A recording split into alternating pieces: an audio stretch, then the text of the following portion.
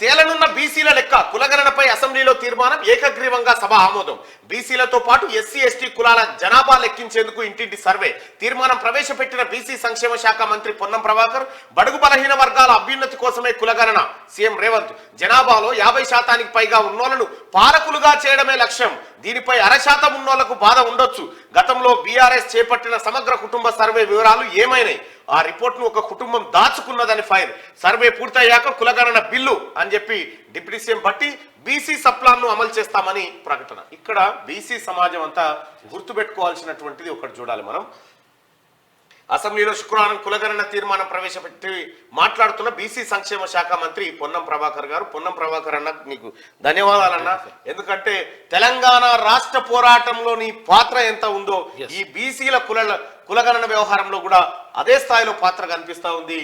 మీరు మంత్రిగా ఉండి అది ప్రవేశపెట్టడం అది నిజంగా ధన్యం.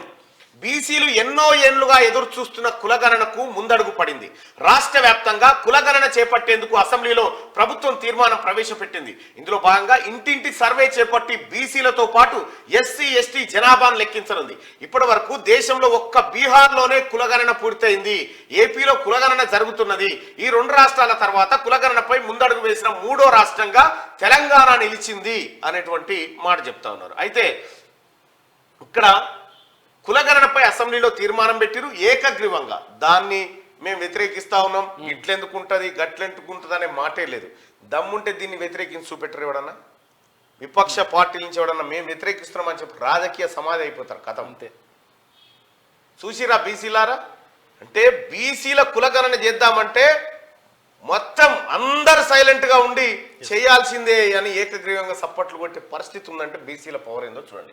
ఇక బీసీలతో పాటు ఎస్సీ ఎస్టీ కులాల జనాభా లెక్కించేందుకు ఇంటింటి సర్వే నిర్వహించబోతా ఉన్నట్టుగా ప్రభుత్వం ప్రకటించింది. తీర్మానం ప్రవేశపెట్టిన బీసీ సంక్షేమ శాఖ మంత్రి పొన్నం ప్రభాకర్.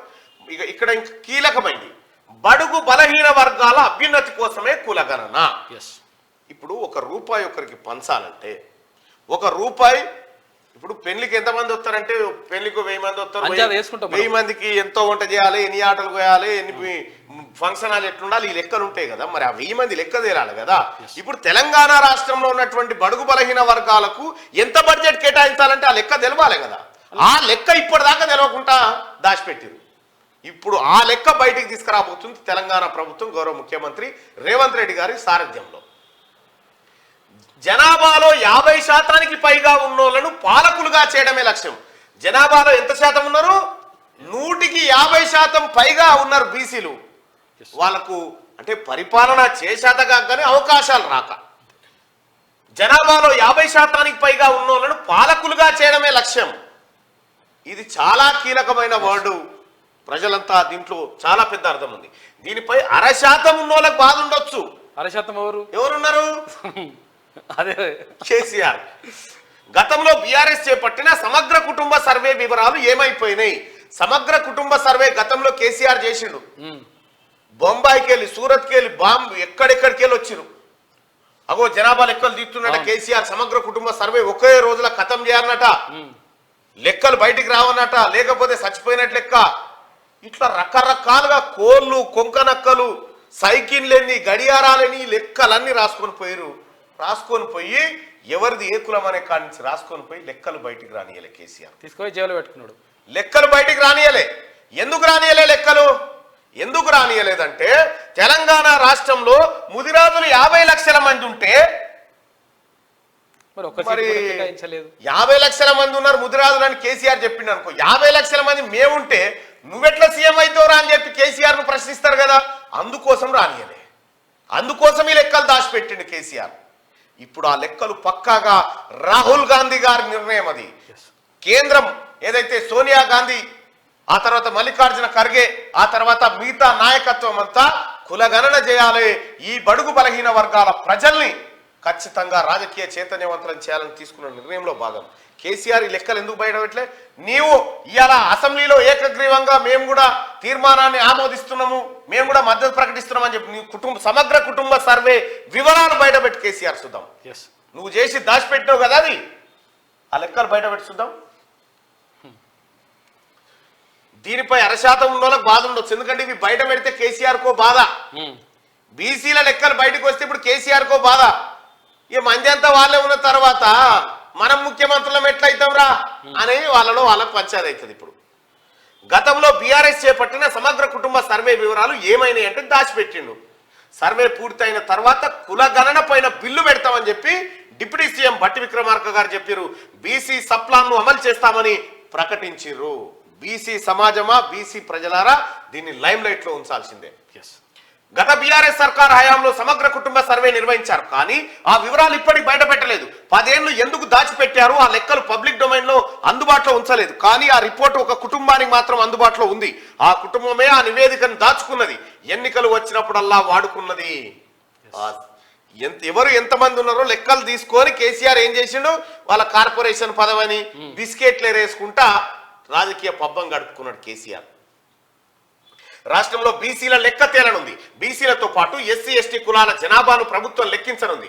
ఈ మేరకు శుక్రవారం అసెంబ్లీలో బీసీ సంక్షేమ శాఖ మంత్రి పొన్నం ప్రభాకర్ కులగణనకు సంబంధించి తీర్మానం ప్రవేశపెట్టగా సభ ఏకగ్రీవంగా ఆమోదం తెలిపింది. బీసీ, ఎస్సీ, ఎస్టీ, మిగతా బలహీన వర్గాల ప్రజల అభ్యున్నతి కోసం సామాజిక, ఆర్థిక, విద్య, ఉపాధి, రాజకీయ అవకాశాలు కల్పించేందుకు ప్రణాళికలు రూపొందించాలని ఈ నెల 4న కేబినెట్ సిఫార్సు చేసింది. ఈ మేరకు రాష్ట్ర వ్యాప్తంగా కులగణన నిర్వహించాలని, ఇందుకోసం సమగ్ర ఇంటింటి కుటుంబ సర్వే చేపట్టాలని నిర్ణయించాం. ఇందులో భాగంగా సామాజిక, ఆర్థిక, విద్య, ఉపాధి, రాజకీయ అంశాలపైన సర్వే ఉంటుంది అని తీర్మానంలో ప్రభుత్వం పేర్కొంది. అయితే ఇక్కడ బీసీ, ఎస్సీ, ఎస్టీలది ఎట్లాగైతే లెక్క పెడుతారో మిగతా వాళ్ళది కూడా లెక్క పెట్టుకుంటూ పని అయిపోతుంది. మిగతా కులాలు ఎన్ని ఉన్నాయి, బ్రాహ్మణులు ఎంతమంది ఉన్నారు, వైశ్యులు ఎంతమంది ఉన్నారు, రెడ్డిస్ ఎంతమంది ఉన్నారు, కమ్మ ఎంతమంది ఉన్నారు, ఈ కాపులు ఎంతమంది ఉన్నారు, ఈ లెక్క కూడా పెట్టుకుంటే సమగ్రంగా వస్తుంది. వాళ్ళని మినహాయించి వీటిని లెక్క పెట్టడం వల్ల ఇంకా కొంత డేటా మిస్ అయ్యే అవకాశం ఉంటుంది.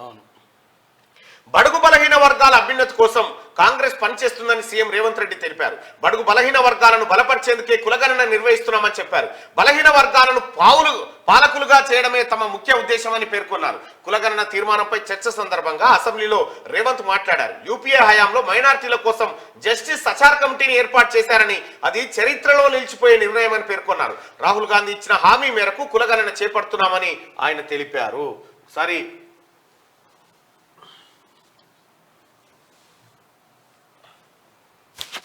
అండగా నిలబడాలన్న ఆలోచనతోనే మా నాయకుడు, పార్లమెంట్ సభ్యుడు రాజీవ్ గాంధీ గారు వారసుడుగా రాహుల్ గాంధీ గారు ఏదైతే మాట ఇచ్చిండ్రో ఆ మాటను నిలబెట్టడానికి ఈరోజు ఈ ప్రభుత్వం పూర్తి స్థాయిలో ప్రయత్నం చేస్తుంది.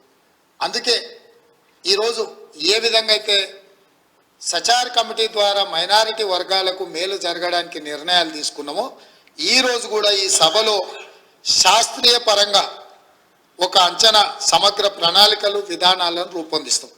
ఇందులో మరి ఎందుకు మా సభ్యులకు, లేకపోతే సీనియర్ శాసనసభ్యులు, మంత్రిగా వారికి సుదీర్ఘమైన అనుభవం ఉంది, కడియం శ్రీహరి గారు, వారి అనుభవాన్ని ఉపయోగించి ప్రభుత్వానికి ఏమైనా సూచన చేసినా, ఇది సమగ్ర కుటుంబ సర్వే కులగణన చేపట్టాలని మా నాయకుడు రాహుల్ గాంధీ గారి నిర్ణయం, ఆ నిర్ణయాన్ని ఇక్కడ అమలు చేయబోతున్నాం అని చెప్పి ముఖ్యమంత్రి గారు చెప్పడం జరిగింది. దీన్నే అసెంబ్లీలో ప్రవేశపెట్టడం జరిగింది. ప్రభుత్వ తీర్మానాన్ని ప్రవేశపెడుతున్నాను.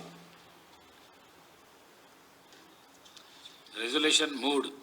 I request to the minister to explain the aims and objects of the resolution.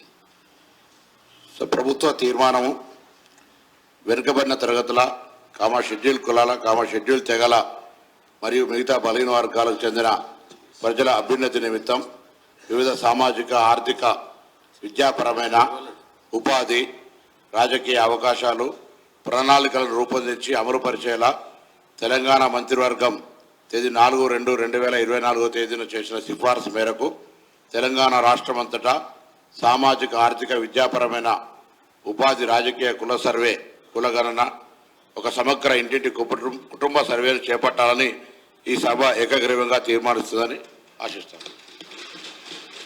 అలా సభలో ప్రవేశపెట్టడం జరిగింది. Now the discussion on government resolution. దీనికి సంబంధించి ఒక తీర్మానం, ఒక టీంను అధ్యక్ష ధన్యవాదాలు. ముందుగా గౌరవ సభ్యులందరికీ ఈ యొక్క తీర్మానానికి సంబంధించినటువంటి విషయాన్ని చెప్పేటువంటి ఒక ప్రయత్నం చేస్తాను. ఈ యొక్క అపూర్వ ఘట్టంగా భావిస్తాను నా జీవితంలో.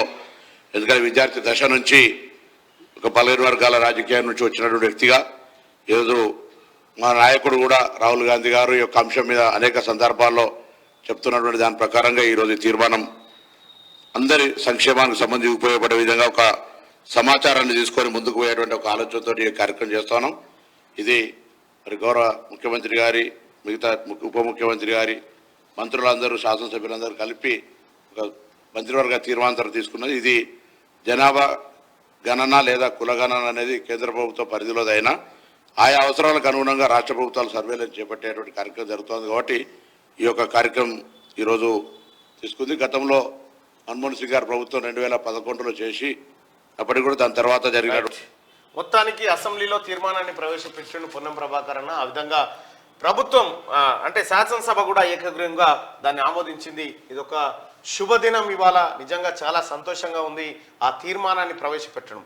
జస్ట్ ఆ ఎంట్రీ చాలు బీసీలకు ఎలాంటి న్యాయం జరగబోతుందో ముఖ్యమంత్రి గారి మాటల్లో మనం విన్నాం.